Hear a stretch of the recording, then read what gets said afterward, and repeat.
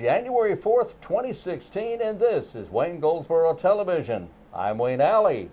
And I'm Pat Garner. Yes, she is. And Happy New Year! Woohoo! Now, you know, we weren't here Friday to wish everybody a Happy New Year. We're over here. Thank you. We're over here. Happy New Year. Stop that. But we're here today, and Happy New Year. Today, the 4th of the month of January. And I hope you're doing well. Now, Kate is on assignment. Again. So Pat has been gracious enough to agree to sit in here. Thank you very much. You're welcome. She's reluctant to do so. She's a bit shy. You shouldn't be so shy. Not as much shy as it is nervousness. Nervousness. Okay. Well, you're doing a good job. Nothing has happened yet. Okay. Nothing's fallen apart. Nothing's broken, except for me. I'm the only one that's broke and fallen apart. Okay. The the Wayne County Red Cross office on North George Street is the site of the next Red Cross blood drive, and this particular blood drive is competition between the city and the county. We do this every year. There's friendly competition between the city and the county, so who can get more blood. Well, the city's won twice, yeah, and we've won once, so we need to make sure that county employees kind of all get together here and support the Red Cross and support this blood drive. It's so important that you give blood. 1 unit of your blood can actually save 3 lives. See how much power you have? That's a lot of power to be able to save 3 lives, total strangers. Or maybe not. Anyway, we're talking about accident victims, we're talking about cancer patients, we're talking about newborn babies, prematurely born babies. We need your blood. And here you go. So if you're a county employee, or even if you're not a county employee, you're still invited to give blood this day, January 7th, at the Red Cross office on North George Street.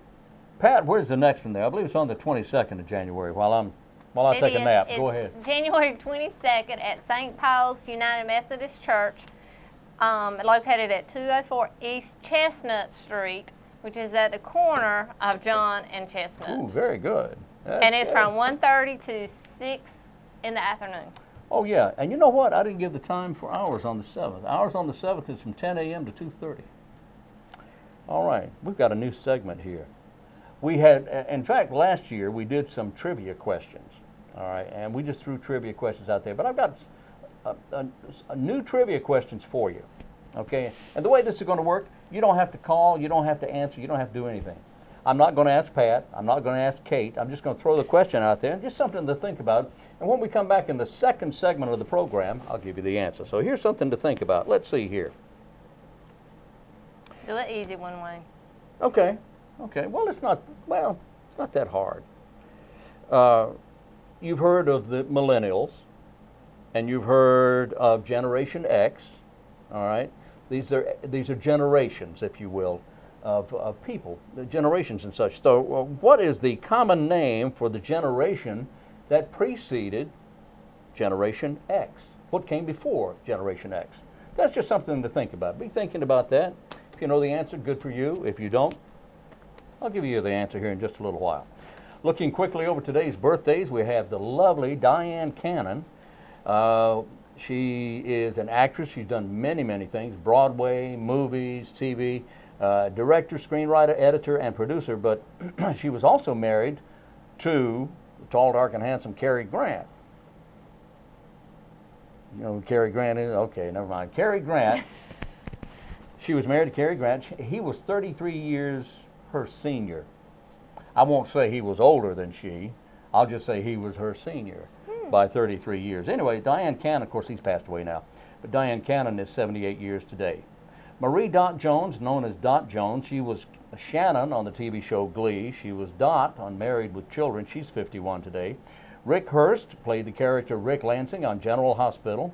I remember him. Obviously a military program. You know who that is? On General Hospital? Yeah, Rick Lansing. He played Rick. Yeah. Rick Lansing on General Hospital. He played Whip Jones on The Bold and the Beautiful. No, I didn't watch Bold and the Beautiful. Whipple Jones. He's 50 today. Charity Romer is having a birthday. She played Belle Black on Days of Our Lives. Days of Our Lives? Nope, Okay. didn't watch that neither. Okay, she's 36 today, and that's okay. You don't have to watch them all. You can't watch them all. That's right. All right. So here, time to go, right? We're going Time to go. We're going to go to our next segment. We'll be back after this segment. You're going to like this.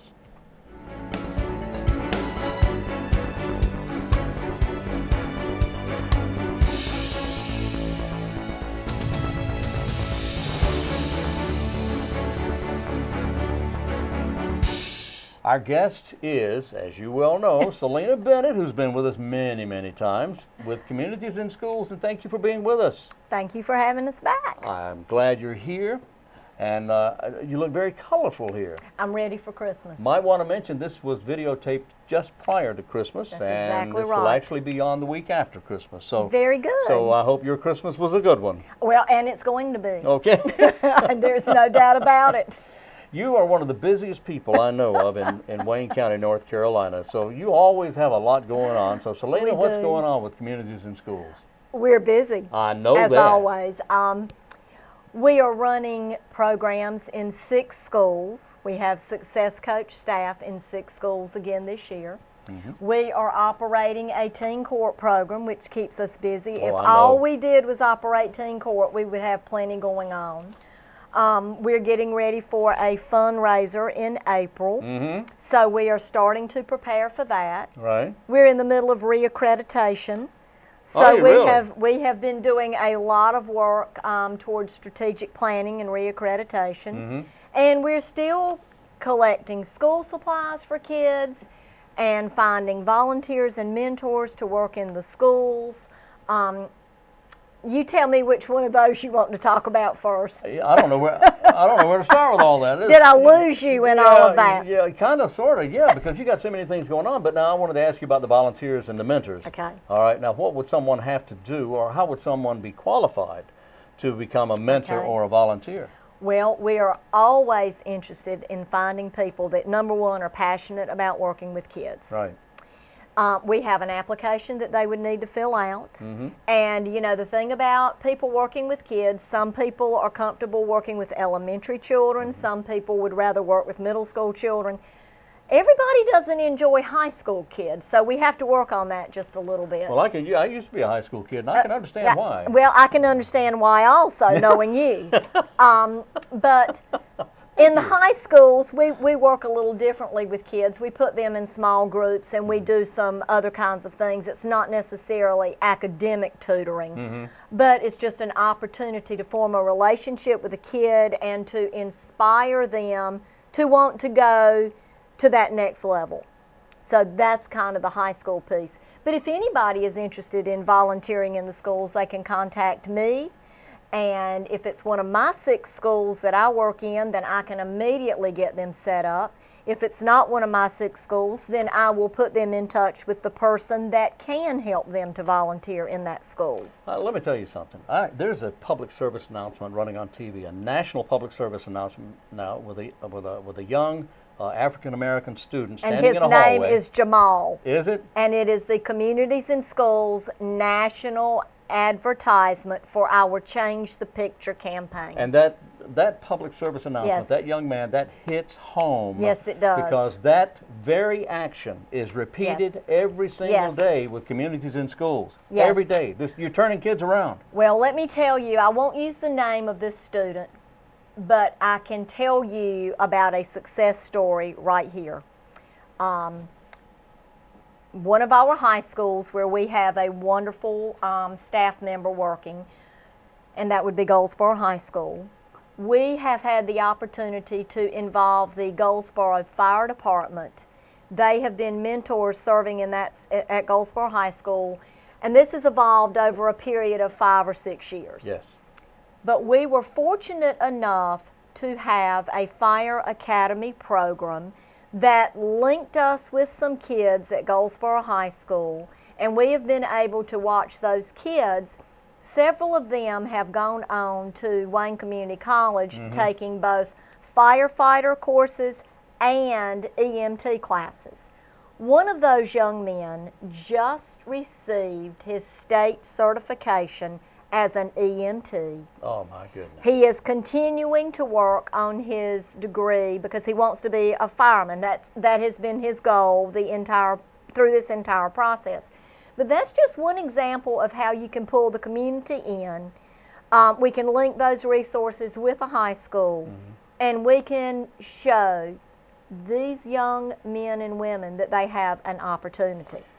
And I happen to know for a fact that many of these young people, are in the Fire Academy and Yes. in other programs Yes. with Communities in Schools, are young people who would have They had to. They were They needed headed to down the find wrong path. something. The one thing that I always tell groups when I speak to them is, kids are going to join something. Oh, yeah. They're That's going to true. join either something positive, Yeah. if it's provided, or they're going to go in the other direction if there is nothing positive that they are presented That's with. exactly right. You know, after the fire academy, we had kids that actually came to us and said, we want to know more about criminal justice. We want to know about the police department. So Trey Ball with the Goldsboro City Police Department came in, and he has organized the police academy for us, which will start up again second semester at Goldsboro High School.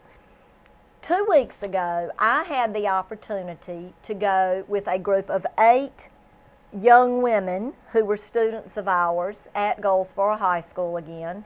We toured the criminal justice department at Wayne Community. And Wayne, I can't say enough good things about what Wayne Community does with us. They're fantastic. Now, we have a great partnership with the University of Mount Olive as yes. well. Oh, yes. And the university does a good job of working with our kids in the southern end of the county and our success coach staff there. But for logistics, you know, it's so easy for us to take students from Goldsboro High School over to Wayne Community. So I have an intern that had been working with the success coach at Goldsboro, and we took these 8 young women to tour the criminal justice program at Wayne Community, and they did a crime scene investigation. They had a hands-on opportunity while we were there. These 8 young women are all interested in doing something in the area of criminal justice. That is wonderful. So, you know, Amazing. that's just the career opportunity portion of what we are doing is also tremendous. I've got to show you the award that we received. Back in November, we were presented the Omega Sci-Fi Fraternity Award as being the Organization of the Year for 2015. This is a fraternity. It is it's a national fraternity, Yes. but this was the Phi Alpha Alpha chapter that's right here in Goldsboro. We were so excited to be recognized by this group for the efforts that they saw with our organization. At this same program, Mayor Al King received an award that night, Miss Ernestine Wooten, Dr. Cynthia Reynolds received an award, and then there was a Youth of the Year. It was just a phenomenal opportunity, and I think to be recognized by another organization who is so interested in doing things for kids and for the community in general. And I think that is the piece of communities and schools. We're kind of the glue that pulls things together. I'll tell you something, this is wonderful. The award is wonderful, and the work that you do is just amazing, because I know a lot of these young people are headed down the wrong path. Like you say, they either join a positive or they join a negative, but they're going That's to right. join something. They are going to join something. And I mentioned to you that we're going through reaccreditation Yes, right now. yes. See, we are both nationally and state affiliated. Right. We do not send money to either of those organizations. So I always want people to know the money that they give in Wayne County, it stays in Wayne County. We are grant funded. We are looking for grants all the time. We are looking for donors, for businesses who want to partner with us and it doesn't just need to be financially. There might be a business that can offer some other kind of partnership and work with us in another way. But we're going through this process right now of kind of strategically realigning the entire communities and schools framework. And we're doing it only to make it better. It's always been good. Yeah. But in the past, the saying used to be, if you've seen one communities and schools, you've seen one communities and schools. And that is because there are no 2 communities and schools agencies that do the very same things. However, in order to attract larger grants, you either need to be able to show that your programming is research-based or informed. So we track and monitor everything that we do. And we've had a lot of new paperwork that we've had to wrap our heads around this year in order to monitor everything the way that state and national are requiring. But we have what is called an ABC plus P framework. And that means that when we go into a school and we work with kids and we work with that school team, the A is attendance. We work with kids and prioritize those children that are having attendance issues. B is behavior. If there's a child with a behavior problem for whatever reason, then we work with them on goal setting. The C is coursework, which certainly we want them to set goals for their academics and we want them to graduate. We want them to be successful. And P stands for parental involvement, which unfortunately, you know, the parental piece seems to be the most difficult. Oh, yeah. We live in a community where there is a lot of need in the area of family and parental involvement. Yeah. And so many of our kids come to school and the school staff, that becomes their family. Yes. And you know, a principal said to me a long time ago, and this was when I was student teaching, so you know it was a very long time ago. He said, Selena, the one thing I want my teachers to always remember is that the best part of many children's day is when they are at school. And I'm thinking, you know, gosh, as tough as school can be, if that's the best part of a child's day, what is it like for some of these kids when they go home? That's right. So, yeah, busy year. Yeah. Wow, and a busier year coming up, I'm sure. 2016, looking ahead. Yes, and I am currently pulling together some community members to come in and help me spearhead our fundraiser, which will be April the 15th. What an appropriate day.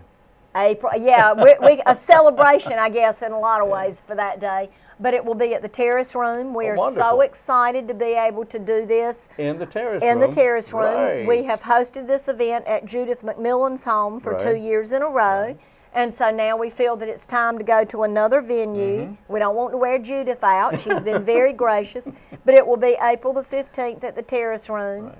If there are individuals or businesses who want to be sponsors for this event, I would love to talk to them about doing that. So how do they do that? How do they get a hold of you? Call me at 919-735-1432. I see it's right there on the screen. Well, there it is. It's right there. Or they can email me, sbennett@ciswayne.org.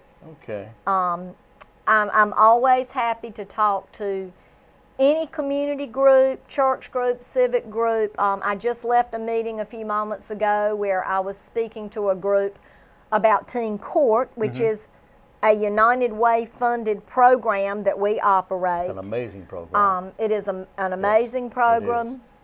It's a very busy program also.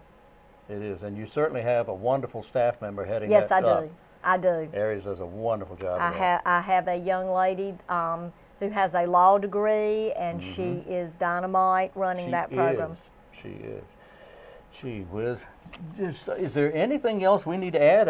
Well, there's always more to this story. Right. We're going to be, this is a to be continued. To be continued, that's right. Right. We'll do this after the first of the year. In the meantime, that would be perfect. Happy New Year to you, and I hope your holidays were good.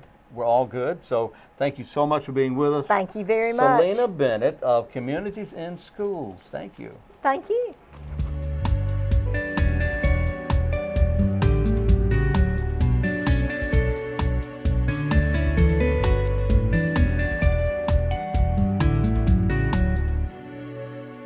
Our guest is Crime Stoppers Coordinator Sergeant Paige Leonard, and I hope you're doing well. I'm doing great, thank you. Happy New Year. Well, Happy New Year to you. I'm excited. I know, it's going to be a great year. Yes, it is. And the bad guys, well, we're hunting them down, and if you're a bad guy, be aware we're going to get you. Yeah, right? they're not slowing down. No. We're trying, but it's business as usual, isn't yeah, it is business as usual here in Goldsboro. Thank goodness we have Crime Stoppers to help us with that. And if you know someone who's committed a crime or you have a tip for Crime Stoppers, we're going to tell you in just a moment what you can do. and you may even receive a reward for that activity, that action. But right now we have a particular crime we want to talk about. What's going on? Yeah, this is the last thing you want to talk about. Something happened to somebody on Christmas Eve. Oh, But yeah. unfortunately, on Christmas Eve at about 11 o'clock, there was a gentleman by the name of Lionel Cordova. He's a 42-year-old male, and he was in the 400 block of East Ash Street. And he was approached by several subjects who assaulted him, punched him to the ground, and when he fell to the ground, they ended up stealing his wallet and his cell phone. He actually received a laceration to his face, and of course, they fled the scene, and we did not catch them at that time. But that's not what you want to hear happening to somebody on No, Christmas you don't. Eve. No, you don't. But on Christmas Eve, that's still a busy time here in the city of Goldsboro, and it was 11 o'clock, and so we're hoping somebody knows these individuals that did this or has heard somebody talking about it, and will come forward and tell us a little bit about this crime. Okay, let me ask again. Was this daytime or nighttime? This 11 was at night? This was 11 at night. At night, okay. So being Christmas Eve, somebody may have been up that time of the night. Yeah, I'm sure there were still some people out there with some Santa elves taking care of some business. Helping Santa Claus out. That's there. right.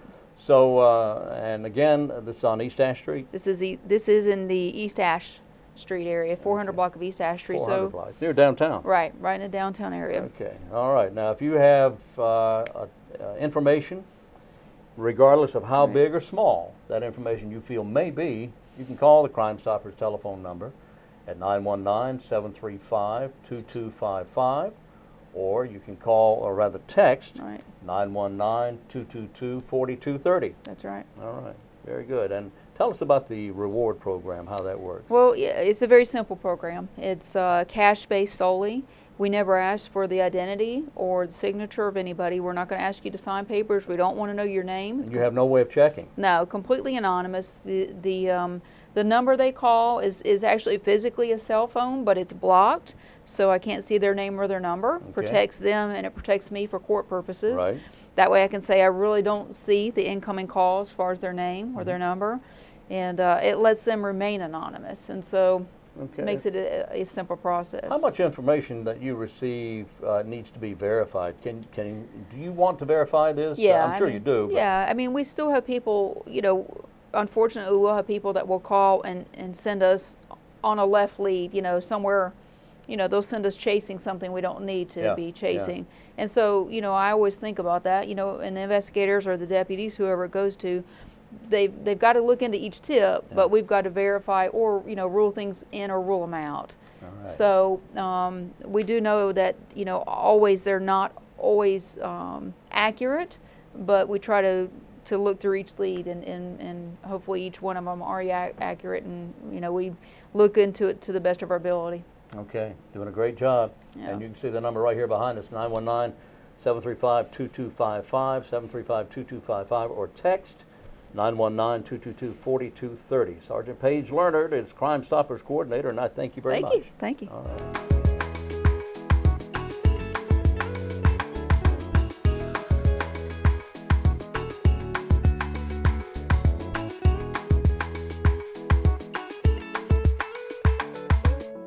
And we're back on Wayne Goldsboro Television. A couple of things about January you may not be aware. January is National Bath Safety Month.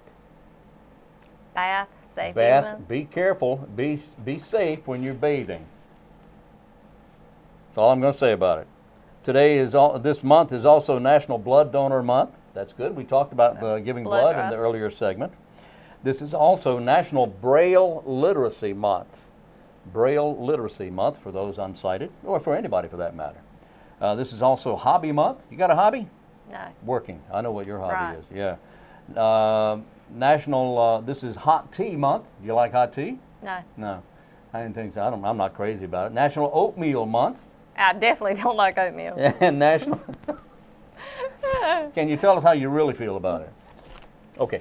National Soup Month. What's your favorite soup? Vegetable. Really? Yeah. Oh, good for you. Okay, Vegetable Soup Month. It's National Soup Month. And and there you go. And today is the 4th of the month, and that means today is Trivia Day. Aha! Perfect timing. I'm telling you, perfect timing. Here's some trivia information about potatoes. Don't look at me like that. Okay, look at me like you like. Anyway, about, or as some people would say, potatoes. While president, Thomas Jefferson first introduced French fries to the White House. He did. While he was president, he lived at the White House. He brought, and potato chips were invented by a chef, George Crumb, in Saratoga Springs, New York, back in 1853, August 24th. Let me tell you how that happened. Here's an interesting story about that. Are you awake? I'm awake. All right. Here's listening. what I think is an interesting story. He was the cook at a country club in Saratoga Springs, and he served his the waiter went out and served his meal to this guy who just didn't like the meal. He thought the potatoes were too thick, so he sent the meal back to Chef Crum and said, "Look, these potatoes are just too thick." Well, Crum got upset about it. He said, "What is he talking about?" So he sliced these potatoes so thin, you could almost see through them. They were so thin. They were paper thin. And then he heated them up, you know. Well, and then he sent them back out, and he said, "I'll show this guy." So he sent them back out to this guy, and the guy said, "What is this? I like it." Or he said something like that. And Vavoom, he loved these potato chips. And when Crum was trying to make this guy eat his words, he kind of did. He ate those potato chips and liked it, and Vavoom, Wow. the potato chip, was born. That was 1853. That was a while back. Americans consume 30 pounds of potatoes every year per person. You didn't know that, did you? No, I didn't. And about a quarter of all potatoes consumed are in the form of French fries. Most people eat some form of potato every day. National Potato Chip Day is March 14th, and when we get there, we'll mention that. How's that? All right, a couple of things happening around the area. I just had here a moment ago at the Senior Center. See that right there? On January 7th, that's Thursday of this week. Tell us what's going on there. We have public and low-income housing advice from 10 until 12. Okay. Howard Bass will be available at the Senior Center Okay. to offer the advice on and assistance with public and low housing. Okay. So, at the Senior Center, which is at 2001 East Ash Street, the Peggy M. Seeger Senior Center, and the date on Yes. that is this Thursday, right? This Thursday, So Howard from Bass 10 to will be 12. there. Howard Yes. Bass will be there to help you with information about low-income housing. All right? All right. Also, a free hearing test is going to be coming up on the 13th. The question is, the statement is, I'll be with you in a minute. Go ahead and start without me. Have your hearing screened for free if you're a senior. A Beltone representative will be available at the Senior Center for free hearing screening and the clean hearing aids, January 13th, 1:30 until 4:30 at the Senior Center. This is available for any senior 60 and above. Also for Beltone clients, you can receive a free adjustment during the visit. If you want information about this, you want to go ahead and sign up, call Paula. Paula is at the Senior Center. She's the chief out there, and she's in charge and doing a great job. But her number is 705-1785, 705-1785. Paula, and again, the hearing screening is on January 13th. Now, here's the answer to the trivia question. The question was, what was the common name for the generation that preceded Generation X? Baby boomers. So we went straight from boomers to Generation X. What? Huh? Oh, come on now. All right. All right, anyway, we're going to do this again tomorrow. I don't know why. We just are. So we'll be back tomorrow. Join us again at 7 a.m. The show will repeat at noon, then the show repeats again at 5:30. Join us at 7 a.m. for this program. We'll be right here. We hope you're right there. And until then, I'm Wayne Alley. And I'm Pat Garner. And this is Wayne Goldsboro Television.